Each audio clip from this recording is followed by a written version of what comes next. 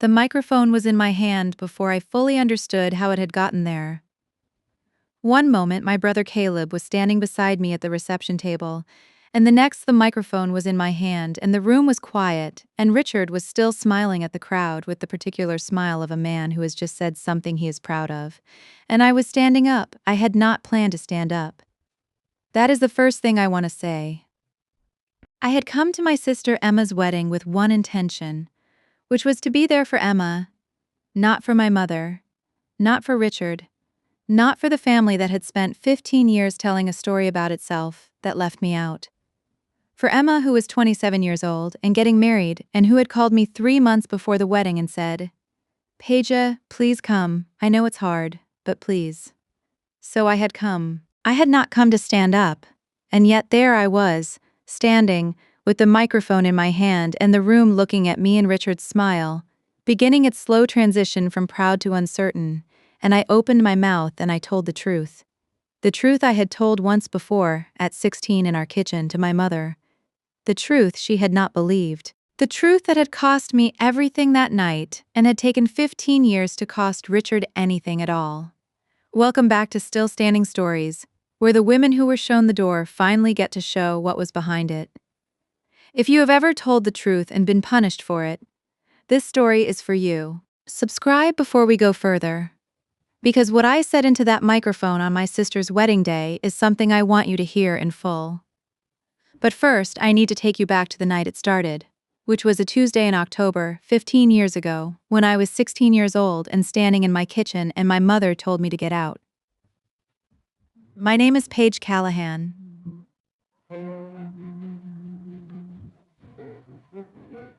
I am 31 years old and I live in Austin, Texas, where I work as a graphic designer for a small agency that does branding and identity work for businesses that are trying to figure out who they are. I'm good at my job. I'm good at looking at something and finding the shape of what it is trying to say. I have been told this is a rare skill. I think it comes from practice, from years of learning to read what is in front of you rather than what you expected to find. I learned that skill early. I learned it because I had to. My parents divorced when I was 7. My father, Thomas, moved to Denver.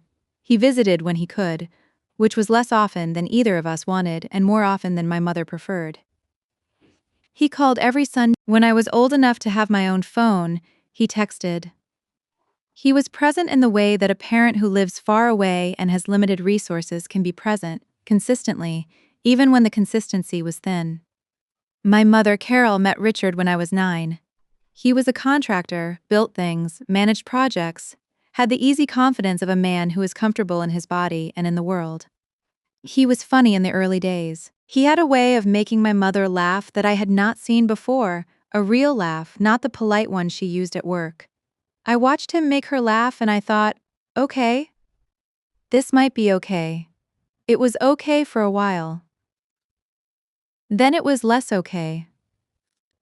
Then it was something I did not have a word for at 11 or 12 or 13, and that I spent 3 years trying to convince myself I was misreading.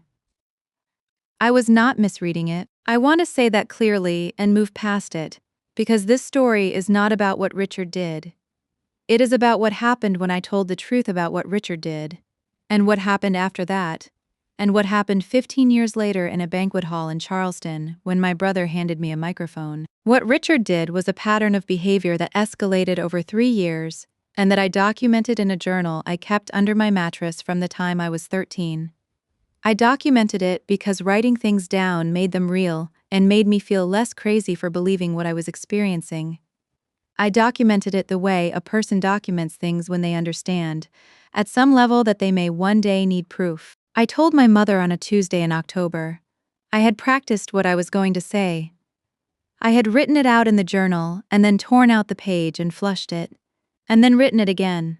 And I had practiced the sentences in the shower, and in the car, and in the quiet of my room at night.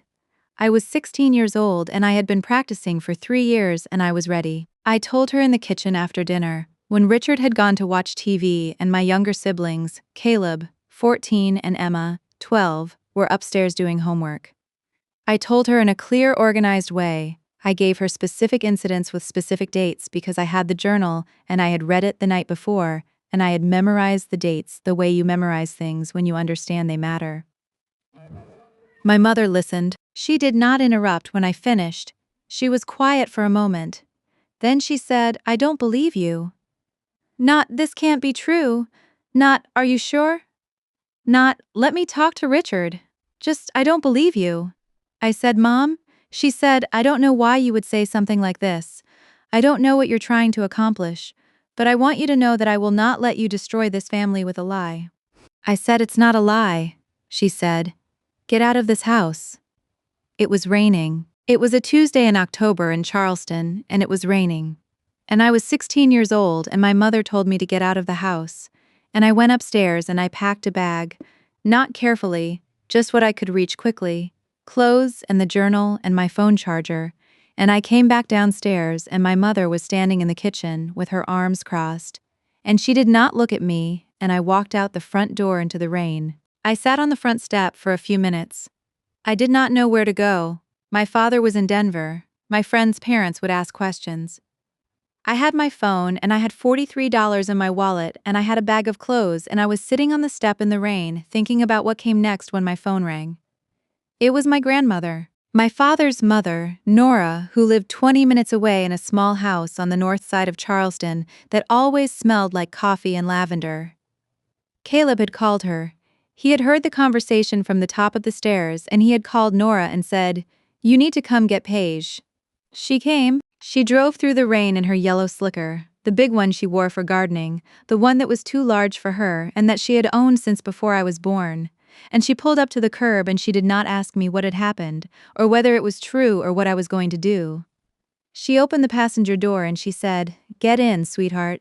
And I got in. "I want to tell you about Nora, because Nora is the reason I'm here. Not just the reason I survived that night, the reason I became the person I am." Nora Elizabeth Callahan was 63 years old that October, widowed, retired from 30 years of teaching elementary school, and possessed of a quality that I have spent 15 years trying to name, and that I can only describe as the refusal to look away.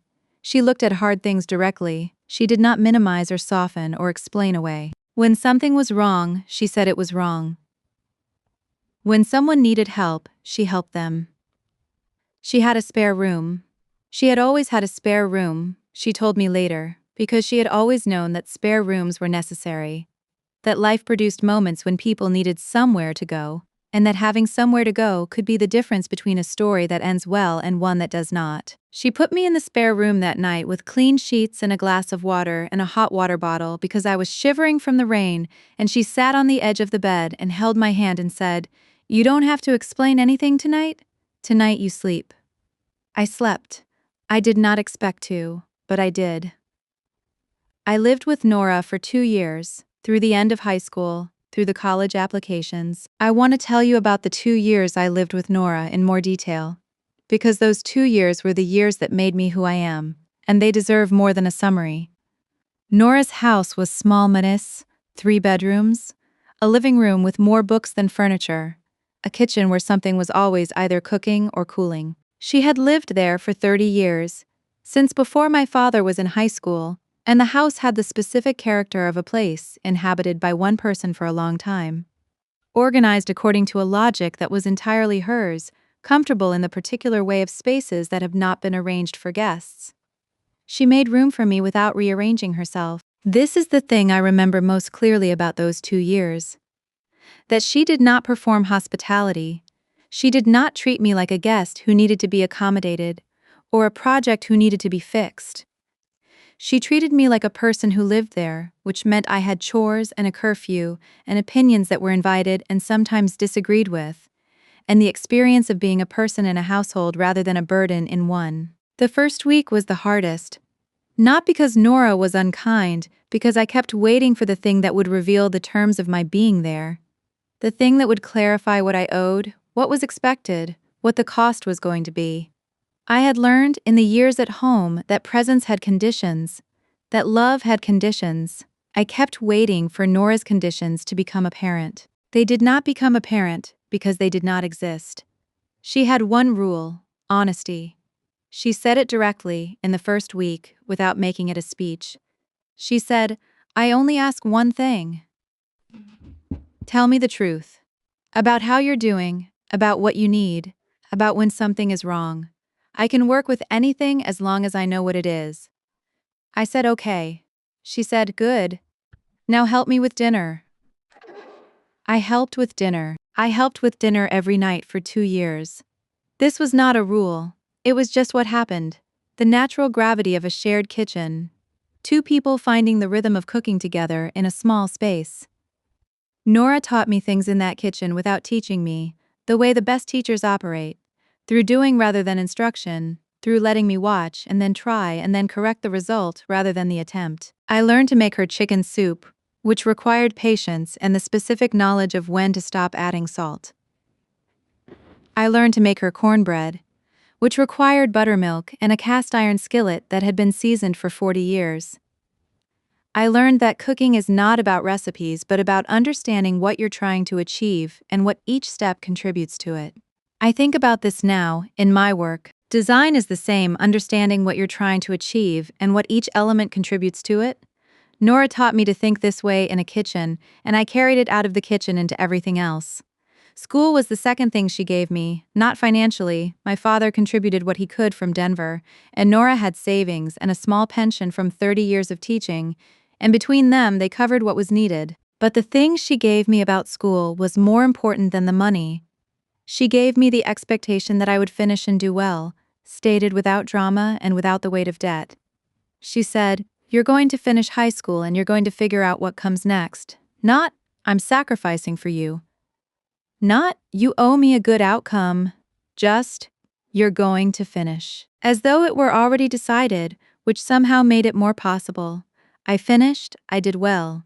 The acceptance to UT Austin arrived in March of my senior year, and I brought it to Nora in the kitchen, and she read it, and she sat down in the kitchen chair and she cried. Not dramatically. She was not a dramatic woman. Just one hand over her mouth and her eyes full and a long slow exhale like something she had been holding finally released. I had not known she was holding anything. I had not understood until that moment that my finishing was something she had needed me to do. Not for herself, for me, and for what me finishing meant about what had happened and what it had not managed to do to me. She had needed to see me intact. I had spent 2 years being intact in her kitchen and her spare room. And she had watched and waited, and here was the evidence. Intact. Going somewhere. Still here. I'm telling you this because Nora is the reason I was able to stand up at the wedding. Not in the obvious sense, she was 4 years dead by then. But in the sense that matters, which is that she had spent 2 years teaching me, without teaching me, that my presence in a room was worth something. That my voice saying a true thing was worth something. That the cost of speaking was less than the cost of not speaking. Because she had looked at me directly the night she picked me up and said, "Get in." She had not looked away. I learned not to look away from her. 15 years later, in a banquet hall in Charleston, when Richard said we raised beautiful children, I did not look away. I picked up the microphone. Through the acceptance to UT Austin that she cried over when I showed her the letter. She never asked me to explain what had happened or to justify staying. She never pushed me toward reconciliation or suggested that my mother probably meant well or offered any version of the idea that family was family and should be forgiven. She understood that some things cannot be walked back, and she held that understanding quietly and let me hold it too. My father flew from Denver when he found out. I want to tell you about the journal, because it is the thing that made everything else possible, and because I think about it often. About the 13-year-old who started keeping it and what she understood, at 13, that led her to document rather than simply endure. I had always been a writer. Not in any grand sense. I had not won awards or had my work praised in particular ways. I simply wrote. I kept diaries from the time I was 8 or 9. The ordinary diaries of a child. What happened at school? What I wanted for my birthday. Observations about the world that seemed important at the time and that are probably still in a box somewhere at Nora's house. Now my father's house. Writing was how I processed. It was how I made the internal external. How I took the noise of what I was thinking and laid it out in a form I could look at. When things with Richard began, the writing became something else. It became documentation. Not because I had been advised to document, No one had advised me to do anything, because no one knew, but because the writing was the only tool I had, and I knew, in the way that bodies know things before minds do, that I was going to need to prove something someday. That the day would come when the question would be asked, and the answer would need to be more than my word. So I wrote dates and times and specific descriptions, what had happened and where and what I had said and what he had said. I wrote it in a journal that looked like any other journal, a spiral notebook with a blue cover, the kind you buy at a drugstore, the kind that could be explained as homework or diary if anyone found it. I kept it under the mattress, not because that is a particularly secure hiding place, but because it was the best available option in the room of a 13-year-old. I filled 4 notebooks by the time I was 16. 4 notebooks of dates and times and specific descriptions. 3 years of documented evidence, the kind of record that a lawyer would later tell me was remarkably comprehensive for someone without any legal training. I had not known I was building a legal record. I was building a record the way people build records when they are living inside something and they need proof that it is real, proof for themselves as much as for anyone else. Because one of the things that happens when you're a child inside something like this is that you begin to doubt yourself. You begin to wonder if you're misreading, misremembering, making too much of things that are not what you think they are. The journal was the counter to that. The journal was the evidence that my perception was accurate, that what I remembered was what had happened, that I was not inventing or exaggerating or misunderstanding. When my mother told me she did not believe me, I had the journals. I did not show them to her. She had not asked for evidence. She had already decided, and showing them felt like a different kind of exposure that I was not ready for that night. But I knew they existed. I took them with me when I packed the bag. They were in the bag when I got into Nora's car, and they stayed with me through the 2 years in the spare room and the move to Austin and 4 apartments over 9 years. They are in my apartment now, in a box on the top shelf of my closet. I do not read them. I do not need to. But they are there, and their being there is the thing that made the microphone possible. The knowledge that I had always had the truth in a form that could be pointed to, that the story had always been documented, that I had not been making something up or misremembering or exaggerating for 15 years. The truth was in 4 blue notebooks on a closet shelf. It had been there since I was 13. It waited as long as it needed to wait. I want to tell you something about what it feels like to carry something for 15 years. Not the obvious thing, which is that it is heavy. Everyone knows that. And heavy is too vague to be useful. I want to tell you the specific thing, which is that the weight becomes normal. The carrying becomes so habitual that you stop noticing the weight the way you stop noticing the weight of your own clothing. It is simply there, always, the specific mass of a thing that happened to you and that you're holding and that has no external container. I did not think of myself in my daily life in Austin as a person carrying something. I thought of myself as a graphic designer who was good at her job and who had friends and went to concerts on Saturday nights and complained about the heat in July and paid her rent on time. I was that person. But I was also a person with 4 blue notebooks in a closet, with a 15-year-old truth that had never been received by the person who should have received it first. The carrying shaped things in ways I recognized only in retrospect. In the therapist's office with Dr. Reyes. The difficulty trusting people who had authority over me, which I understood professionally but felt personally. The specific hypervigilance about being believed. The way I over-documented things at work. The way I was always prepared with more evidence than any situation required. The way I felt a low-level anxiety in any context where my word might be questioned. These were not pathologies. They were adaptations. They had kept me safe and they had cost me something, and I had worked, with Dr. Reyes, to understand the difference between what was necessary and what was leftover. The microphone at the wedding was the leftover leaving.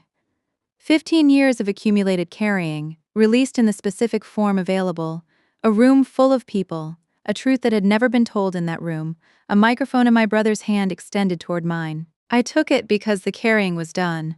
Not because I had planned to take it, because the weight was ready to be put down. I put it down. I have not picked it back up. He came for a weekend and took me to dinner, and I told him everything, not just the Tuesday night, but the 3 years before it, the journal, the specific incidents with the specific dates, He listened the way he had always listened, quietly and completely. And when I finished, he said, "I'm so sorry I wasn't there." I said, "You couldn't have known." He said, "I should have been closer." I said, "You're here now." He held my hand across the dinner table, and we sat there for a while, and it was the most present he had ever felt to me, which is a complicated thing to feel about someone who was not present enough and who you love anyway.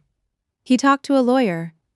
The lawyer explained what pursuing something would require: the documentation, the testimony, the process, and my father asked me if I wanted to pursue it. I was 17. I thought about it for a long time. I said, "Not right now." He said, "When you're ready, I'm here." I was not ready for a long time. The readiness came later, in a different form, in a banquet hall in Charleston. Caleb and I stayed close through all of it. This required effort on both our parts. He was still living at home, still navigating the family I had left, and maintaining a relationship with me meant navigating around our mother's hostility toward the subject of my existence. He did it anyway. He texted every few days. He came to visit when he could. He graduated from high school and went to college in Columbia, close enough to Charleston to still have obligations and far enough to have some freedom, and in that middle distance he built the relationship with me that has held for 15 years. Emma was harder. Emma was 12 the night I left, and what she understood of what had happened was the version Carol told, which was that Paige had made accusations. Paige had caused trouble. Paige had chosen to leave. Emma grew up inside that version. She was kind to me in the way that younger siblings are kind when they don't know enough to be otherwise. She liked me, I think, when she thought of me, which was not often, because I had been absent from her daily life since she was 12, and absence is its own kind of erasure. When Emma called me 3 months before the wedding, it was the most substantive conversation we had had in years. She said, "I want you there. I know things have been complicated. I want my sister at my wedding." I heard in her voice the particular formality of a person who has rehearsed what they are going to say, and I heard underneath it something unrehearsed, which was that she meant it. I said, "I'll be there." I did not say, "Do you know why I left?" I did not say, "Do you know what happened?" I did not say any of the things that were available to say. I said, "I'll be there." And I was. Stay with me, because I need to tell you about the reception. I want to tell you about my life in Austin, because it is easy for a story like this to be only about what was done to me and what I eventually did about it. And I want you to understand that there was a life in between, a real one built by me, on my own terms, in a city that had nothing to do with Charleston or Richard or my mother's kitchen. I came to Austin for school, and I stayed because Austin kept me. Not in any dramatic way. The city did not perform for me. It is loud and hot and growing too fast, and parking is a genuine problem, and the summers will humble you completely. But it had a quality of possibility that I needed in my early 20s, a sense that who you were was not fixed by where you had come from. I found my people, the kind that are found rather than assigned, the friendships that develop in the particular way of people who chose each other, rather than people who were put together by circumstance. I found my work. Graphic design had not been a plan. I had studied visual communications because Nora had said, when I was trying to figure out what to study, "What do you actually like doing?" And I had said, "I like making things look like what they mean," and she had said, "That's design," and I had applied to the program and discovered she was right. What I liked was exactly design. The problem-solving quality of it, the way each project required you to understand something completely before you could make it visible, the way the visible thing, when it worked, made the invisible thing real for other people. I built a career out of that. Slowly, the way careers are actually built. Not in dramatic leaps, but in the accumulation of work done well and clients who came back and referrals from those clients, and eventually a reputation that preceded me in a small way, in the specific world of Austin branding agencies. I was not famous at my job, I was good at it. There is a satisfaction in being good at something that is not the same as recognition, and that is, I think, more durable. I dated. I had relationships, 2 significant ones, one that lasted 4 years and ended gently. The way things end when both people have been honest about what they needed and discovered they needed different things. One that lasted 2 years and ended less gently for reasons that are mine and not this story's. I learned things about myself from both. I am at 31, more capable of being in a relationship than I was at 22, which is as it should be and which required the learning. I talked to a therapist for 3 years in my mid-20s. I want to say this directly because I think it is important and because I think the people who most need to hear therapy helped me are the ones who have been told that talking about hard things is weakness. Therapy was not weakness. Therapy was the specific work of untangling what had happened from what I had made it mean about myself, which turned out to be more than I had realized. I had made it mean, your voice does not matter. I had been told this at 16 so explicitly, told by the person who should have believed me most that what I had said was not worth believing, and I had carried it. 15 years of carrying it, mostly underground, mostly invisible to myself. The therapist's name was Dr. Anita Reyes. She had a small office with a plant that seemed improbably healthy, and a way of asking questions that made the next thought arrive before I had decided to have it. She asked me once, "What do you think would have happened if your mother had believed you?" I had never thought about this. I sat with it for a long time. Then I said, "I think I would have known my voice was real." She said, "Your voice is real." I said, "I know that now." She said, "What made you know it?" I thought about Nora, about the kitchen and the 2 years and the letter from UT Austin and her hand over her mouth. I said, someone believed me, not about Richard specifically, about me as a person worth believing. Dr. Reyes nodded. She wrote something in her notebook. I did not ask what it was. I called Nora every Sunday. I had started this in Austin the same way my father had called from Denver, consistently, even when the calls were short, because consistency was the thing, not the content. She always answered. We talked about what she was doing, what I was doing, the garden she maintained in the small yard of her house, the books she was reading, the news she found outrageous. She never asked about my mother, or Richard, or the family. She had decided, without discussing it, that that territory belonged to me to navigate, and that her job was to be somewhere else, somewhere constant and unconnected to any of it. She was somewhere constant until she wasn't. The call from my father came on a Thursday in April. He said, "Paige, it's Nora." And I knew from the way he said it what it meant before he finished the sentence. I flew to Charleston. I sat with her for 2 days. She died on the second day, in the afternoon. While my father and I were both there, her hands were the hands I had been holding in one form or another since I was 16 years old in the rain. They were the hands that had opened the car door and the hands that had proofread the college application and the hands that had covered her mouth when she cried over the letter. They were the hands that had made me feel, for the first time and in the most necessary way, that my presence in a room was worth something. I held them until she was gone. Then I drove back to the airport and flew to Austin and went to work the next morning because that is also what Nora had given me, the knowledge that you keep going. That the work is how you honor what you have been given. That the best thing you can do for someone who held you up is to keep standing. I kept standing. I was still standing 2 years later when Emma called about the wedding. I'm still standing now, and about what happened in the minutes before Caleb handed me the microphone, because the order of events matters and the reason I ended up standing matters, and I want you to understand it fully.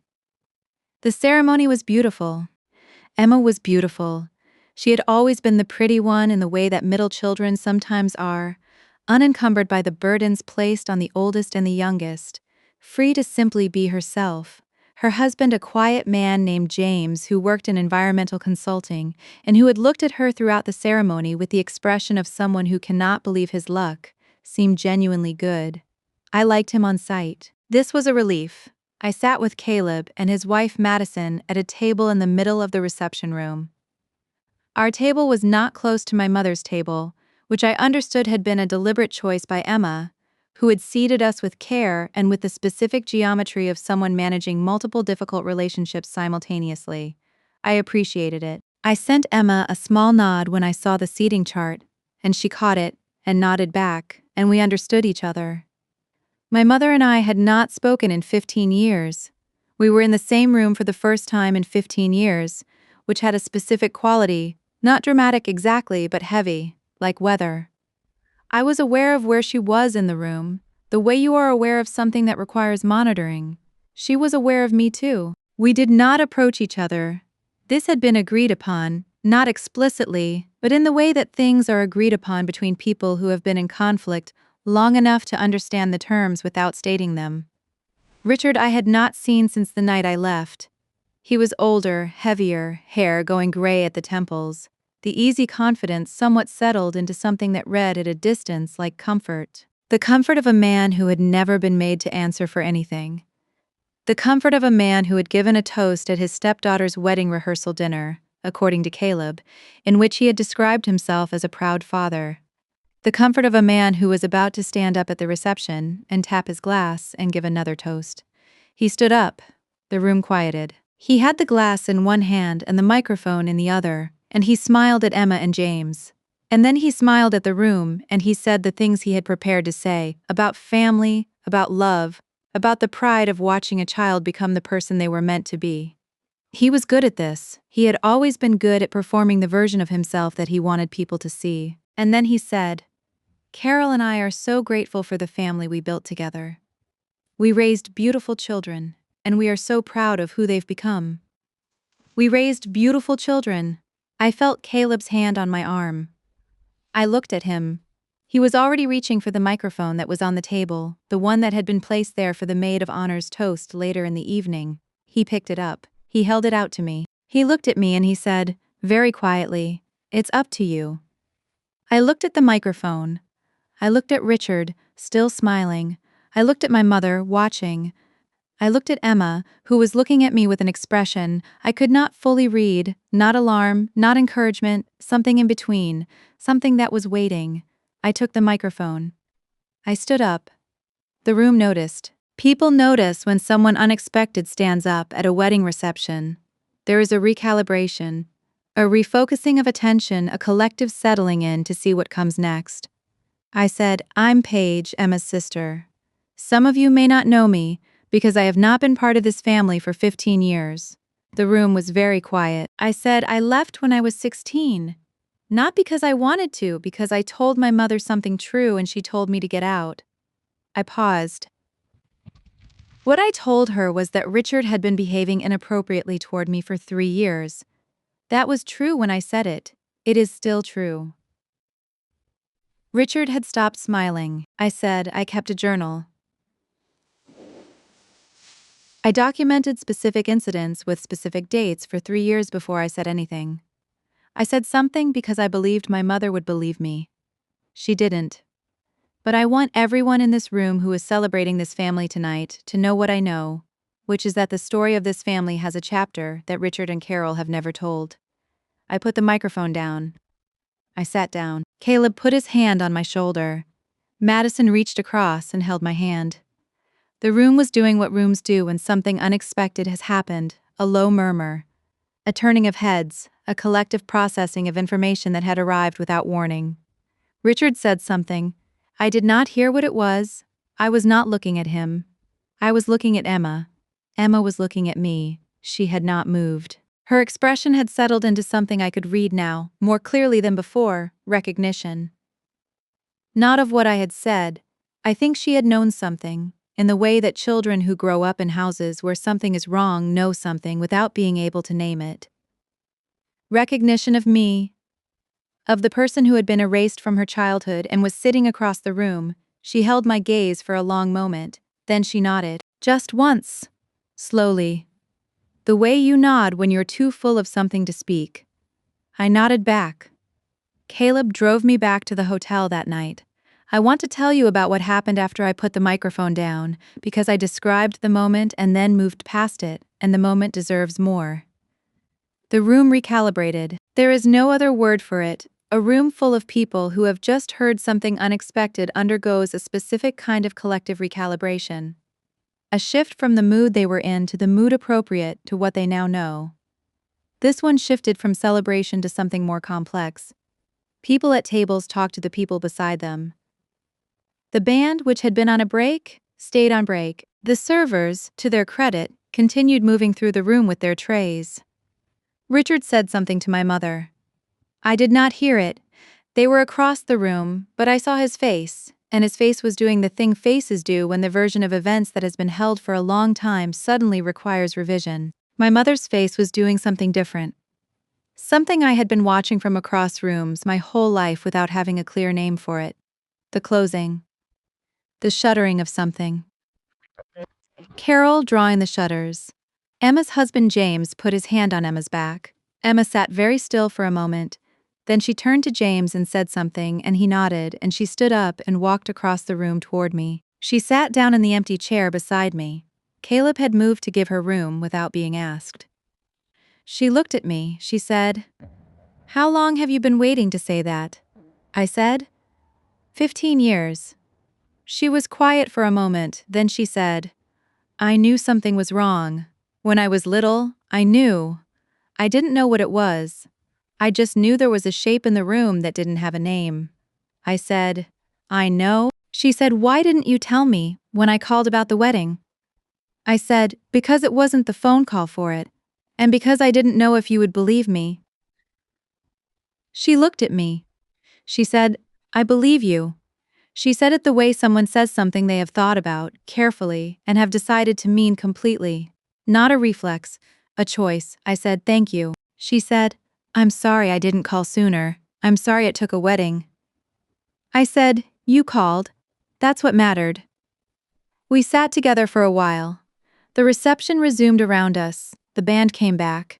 The dancing started. The room found its way back to celebration because weddings are resilient things and people want to celebrate. Emma danced with James, and she danced with Caleb, and she came back to our table 3 times over the course of the evening, and each time she sat for a few minutes, and we talked, easily, the way sisters talk when they have found their way back to each other. At the end of the night, when the venue was clearing out and the staff was stacking chairs, Emma hugged me at the door, a long hug, the kind that says something. She said, "I want to know you, the real you, not the absence of you." I said, "I'd like that." She said, "I'm going to call you." I said, "I'll answer." She has called 3 times in the months since the wedding. Real calls, long ones, the kind where you lose track of time. We are learning each other. It is strange and good, and sometimes awkward in the way that things are awkward when 2 people are figuring out how to be sisters at 31 and 27 with 15 years of absence between them. We are doing it anyway. Some things are worth being awkward for Caleb. I have talked to more than usual since the wedding, which was already more than most. He said, 2 weeks after, "I've been waiting to do that for 15 years. I said, "Give me the microphone." He said, "Know that you would use it." I thought about that. I said I almost didn't take it. He said, "I know. That's why I held it until you did." My brother, who heard everything from the top of the stairs and called Nora, and who spent 15 years being the thread between my life and the family that had excised me, and who handed me a microphone on a dance floor in Charleston because he knew I had something to say, and he knew the room needed to hear it. Some people are woven into your life so deeply that losing them would change the shape of what you are. Caleb is that for me. Nora was that for me. The others I do not need to name. We sat in the parking lot for a while, the way we used to sit in his car in the Nora's driveway when he came to visit, talking about everything and nothing until the cold made us go inside. He said, "How do you feel?" I thought about it honestly. "Like I put something down," I said. "Something I've been carrying a long time?" He said.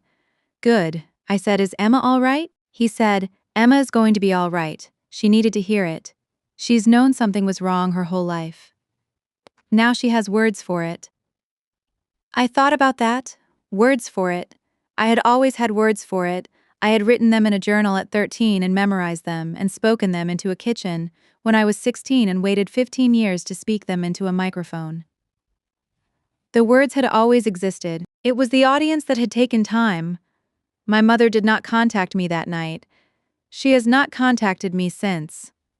This is in some ways the same outcome as the previous 15 years, and in other ways entirely different. Before the wedding, the silence was the absence of something. After the wedding, the silence is something else. It is Carol's answer to what I said. I have decided to accept it as an answer and not require a different one. Richard, I have not heard from either. I did not expect to. The lawyer my father found 17 years ago, I called him 2 weeks after the wedding. He is still practicing. We had a long conversation, There are things the statute of limitations has closed. There are things it has not. The conversation is ongoing. Nora died 4 years ago, 2 years before Emma's wedding. She was 81, she had a good death, at home, in her own bed, with my father beside her and me, beside my father, and the yellow slicker hanging on the hook by the back door where it had always hung. She knew about the wedding invitation. I had told her when it came, and she had said, "Are you going?" I said, "I think so." She said, "Good, be yourself. That's always been enough." Be yourself. That's always been enough. The yellow slicker is in my apartment in Austin. It does not fit me. It did not even fit Nora. It was always too large, but it hangs on the hook by my door, and I see it every morning when I leave and every evening when I come home, and it is the thing that says, "She came through the rain." When there was nowhere to go, she came. I do not have children. I do not know if I will, but I know this. If I have children, and if there is ever a night when one of them is sitting on a step somewhere in the rain with a bag of clothes and $43 and nowhere to go, I will be the person who comes. I will put on whatever I have, whatever coat is on the hook by the door. And I will drive through the rain and I will open the door and I will say, "Get in, sweetheart." That is what she gave me. Not just the spare room and the 2 years and the college application she proofread 4 times.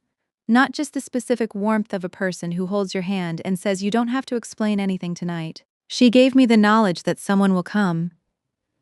That the rain ends and someone comes and you get in the car and you go somewhere safe and you sleep.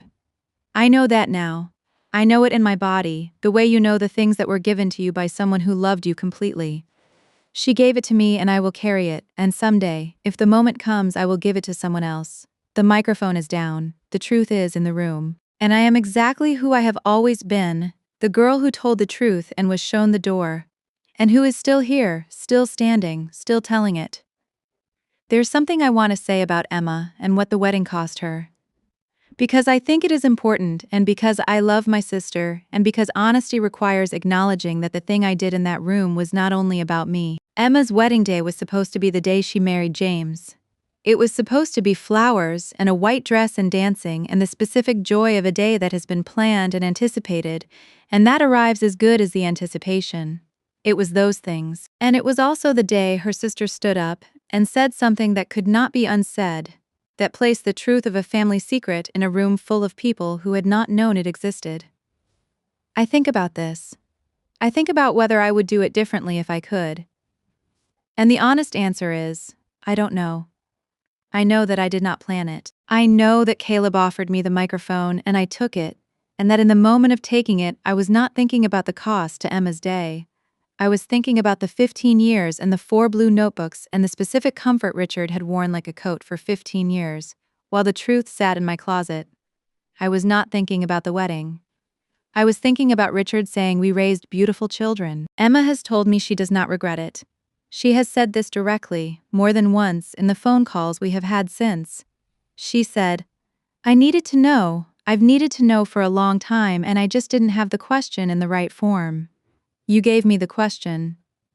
I have accepted this because she says it consistently and because she is the person whose wedding it was and her assessment of what it meant matters more than mine. James has been generous. He is a quiet man and a thoughtful one, and in the weeks after the wedding he called me. Not to address what had happened, not to take a position on it, but simply to say that he was glad to know me and that Emma was glad to have me back in her life, and that whatever the family situation was, he was on Emma's side and Emma was on mine. I thanked him. I meant it. Emma chose well.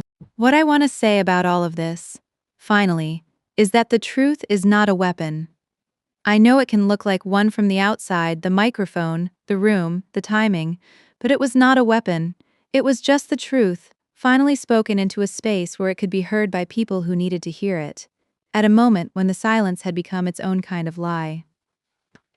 Richard's toast was a lie. Not in its particulars. He had raised Emma in the functional sense and Emma had become a wonderful person. But the we, the beautiful family, the pride, All of that was built on the continued pretense that what had not happened, that the story of this family did not include a chapter that had driven one of the children out into the rain at 16. I'm not that chapter's author, I did not choose to be in it, but I'm still here to tell it. And I told it. And now it is in the room. It cannot be taken back out. It joins the things that exist in the world outside my closet. Outside my notebooks, outside the specific weight of what I carried alone for 15 years. It is lighter now. Everything is lighter now. I want to tell you about the drive from Nora's house to the airport the night after Nora died, because it was one of the most important drives I have ever taken, and because something happened on it that I have not told anyone. I was driving my rental car on I-26, heading toward the airport, 2 days after she died, and it started raining. Not dramatically, just the ordinary rain that Charleston produces. Steady and warm and smelling of the specific combination of ocean and earth that is Charleston's rain smell. Different from anywhere else. I was driving in that rain and I started crying. Not the controlled grief of the previous 2 days. Not the held-together version of myself that had existed in Nora's house while there were things to do and my father needed steadiness. The real version? The kind that doesn't ask permission? I pulled over on the shoulder and sat there in the rain and cried for about 10 minutes. Then I stopped. I sat for another few minutes looking at the rain on the windshield, the specific patterns it makes on glass, and I thought about the yellow slicker. I thought about Nora in the yellow slicker in this same rain, driving to my mother's house to pick me up. I thought about the car door opening and the voice saying, "Get in, sweetheart." She had driven through rain to get me. I was driving through rain away from her. The symmetry of it, which I had not thought about before, and which arrived in that moment complete and without warning. I thought, she came for me. She came through the rain, and she opened the door, and she gave me the 2 years and the kitchen and the letter from UT Austin and 31 years of knowing that someone thought my presence was worth something. She came for me. And what I owe her, not as a debt, but as the thing I carry forward, is to come for someone else. To be the person who drives through the rain, to have a spare room and to open the door. I'm working on the spare room, literally. My current apartment has a second bedroom that I use as a studio, and I have been thinking about whether to keep the studio or to make it a room that someone could stay in if they needed to. I have not decided, but I'm thinking about it, which is the kind of thinking that tends to resolve itself in one direction. The yellow slicker hangs by my door. Every morning I see it and I think she came. Every evening I come home and I see it, and I think, someone will come if I need them to. And if someone needs me to come, I will come. I will put on whatever coat is on the hook and I will drive through whatever rain, and I will open the door and I will say, "Get in. Tonight you sleep. Tomorrow we figure out the rest." This is what she left me. It is not a spare room or a kitchen or a college application or the specific warmth of a hand held in the right moment. It is all of those things, but it is also the knowledge underneath them. People can choose to come for each other. The choice is available. The door can be opened. I know this because someone opened it for me. On a Tuesday in October, in the rain, when I was 16 years old with a bag of clothes and $43 and nowhere to go. She came, she always came. And because she did, I'm still here. Still standing. Still telling the truth. The microphone is down. The truth is in the room. And somewhere in Austin, in the closet of my apartment, 4 blue notebooks sit on a shelf. Patient as they have always been, holding the story that was always true, and that is now, finally, in the world where it belongs. I'm glad it is out there.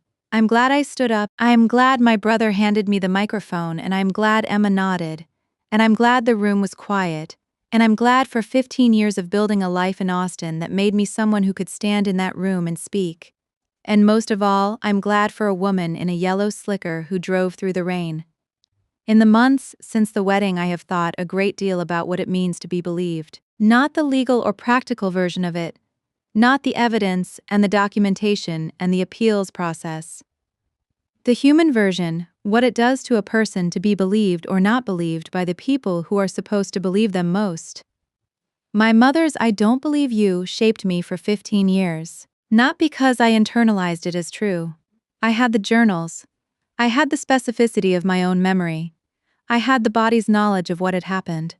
But because the person who said it was my mother, and a mother's disbelief carries a particular weight that other disbeliefs do not, it said, "You're not worth believing." Not Richard, not the situation, not the story. You, the you who said this thing is not the kind of you whose word can be trusted. I carried that.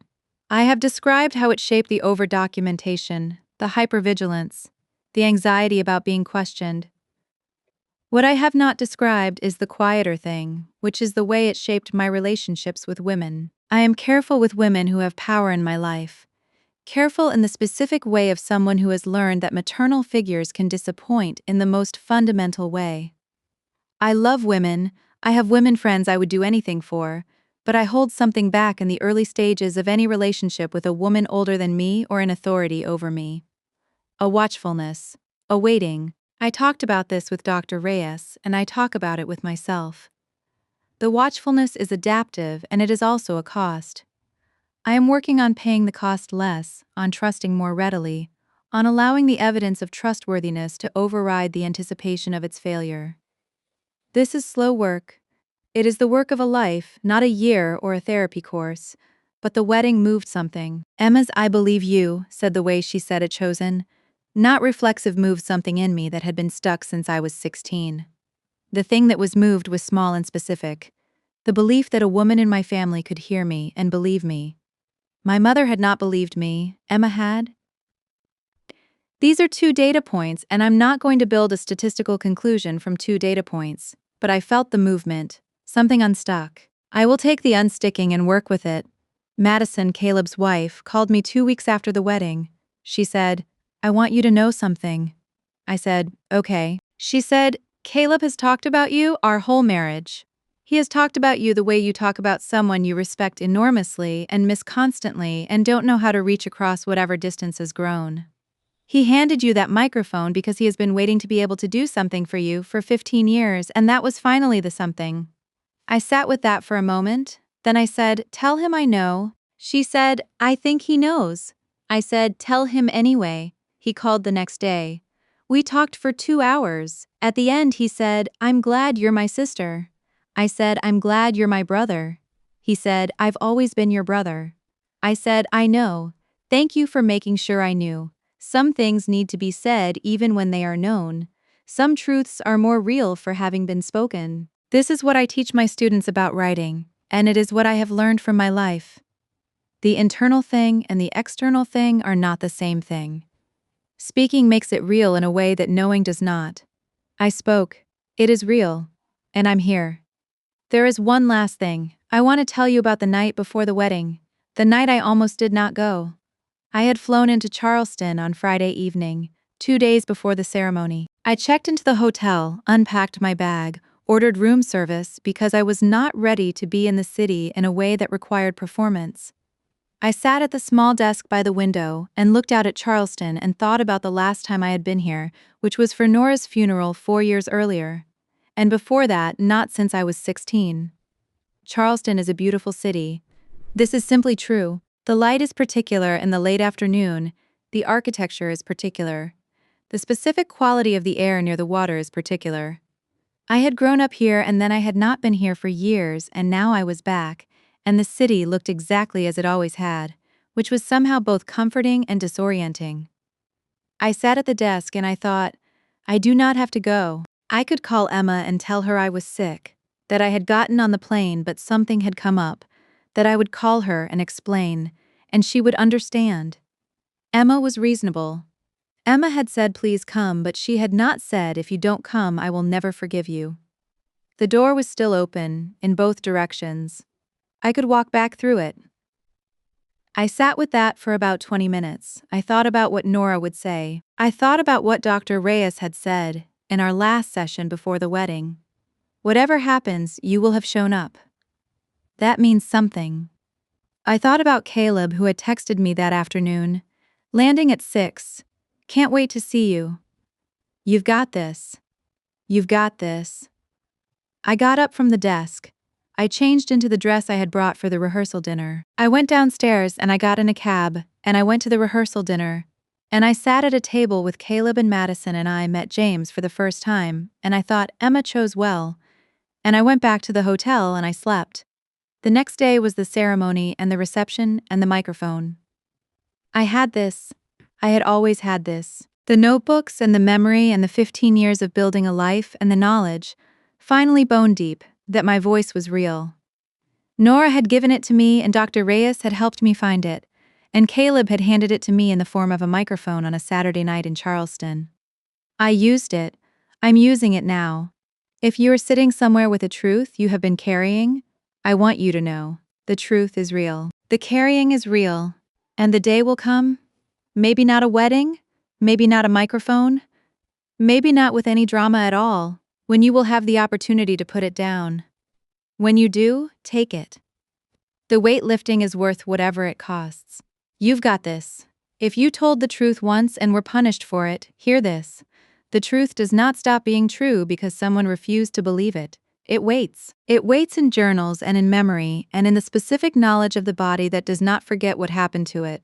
And sometimes, 15 years later, a microphone ends up in your hand, and the room is quiet, and you say it again. Drop one word in the comments that tells me how this story made you feel. Just one word? Tell me where you're listening from. I read every comment. Share this with someone who needs to hear it today. Hit subscribe, and I will see you in the next one.